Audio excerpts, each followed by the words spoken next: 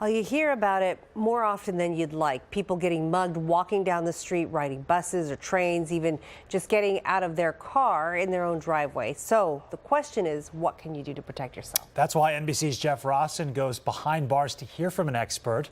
A man convicted of robbery and of mugging more than 100 innocent people. What he has to say could save you from becoming a victim, no matter where you live. Terrifying muggings caught on camera. Thieves approaching innocent victims, stealing everything they have. The entire time I just remember I was screaming help. So how do you make sure this doesn't happen to you?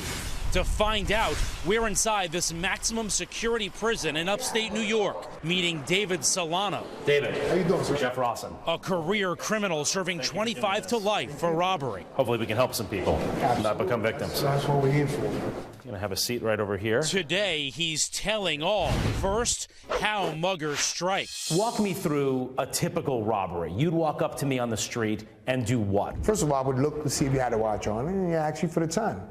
At the moment that you're looking down at your time, you're at ease and you're vulnerable. So I could grab your wrist, slide up behind you, and then basically I could just reach in your pocket and grab your wallet. I'll just tell you, you know what this is. I'm not going to hurt you. Just let me get all your money. If somebody walks up to me and asks for the time or for directions, what should I do? You can give it to them from a distance or keep walking. Don't break my stride. Don't break your stride. Don't stop. It's harder to grab me if I'm walking. Absolutely. So who is a target? Whoever's alone. You know, it's a person that's going to give you the least resistance. Does age matter? No, it really didn't matter. You would want a weaker person. Elderly? Yeah, elderly people. Even sitting here saying that, though, yeah, how awful it sounds to target an elderly person. It's insane. It's crazy because while you're under the influence and you're in that life, you know, you have no remorse, you have no feelings. And they're often armed. WNBC, our station in New York, sent out surveys to other convicted muggers. Over 70% saying they either sometimes or always carry a weapon. Did you target men versus women? For obvious reasons, you know, a man would rather target a woman because she's weaker. But in my experiences, women scream.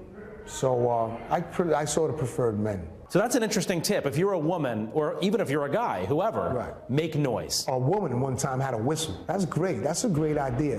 Whistles, air horns, anything that makes noise. But he says the most effective weapon comes in a can. Mace is a great thing. Have you been sprayed with mace? Absolutely. And that got you out of there? Yeah, I took the flight because, you know, it was painful. It was uncomfortable. You need to have that mace in your hand, not in your purse. The mace is not going to deter me while it's in your purse. It's going to deter me while it's in your hand, while you're spraying at me. That's an important tip, carrying it in their hands, not in the purse. Not in the purse. No time to go get to it. But David says the one thing you should never do, physically fight a mugger. I've seen women carry keys in their hands. Unless you're a good fighter, that's not a good idea because you just escalated the situation. So a struggle doesn't deter you? No, absolutely. Actually, it might even make a person angry. Give it up. It can be replaced. You're more valuable than anything. You're not trying to hurt somebody, but you would. Absolutely.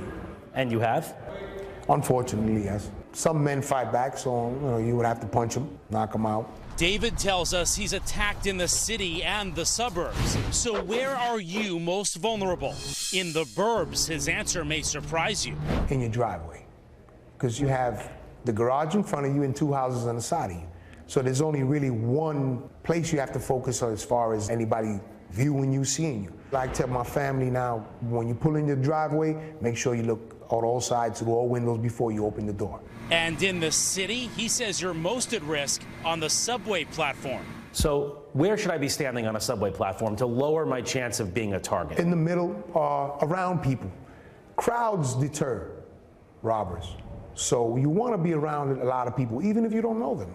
Important tips from a convicted thief who's now trying to make things right. This is my way of repenting, you know, my way of giving back to society, my way of telling everybody I'm sorry. Who knows, I might save a life, and that'll be a great thing. That was Jeff Rosson reporting there, and turns out there's actually a day of the week that you're more likely to be mugged, and it shouldn't surprise you, Friday, because it's payday. So many people walking around with extra money, so be extra cautious at the end of the week. You learn any tidbits there? Yeah, well, it just validates when I feel nervous. I mean, you feel your spidey sense going, and I go, I'm just going to walk a little faster. Have something in your hand. Have that mace ready. Yeah. Spray him. All right. We'll be right back.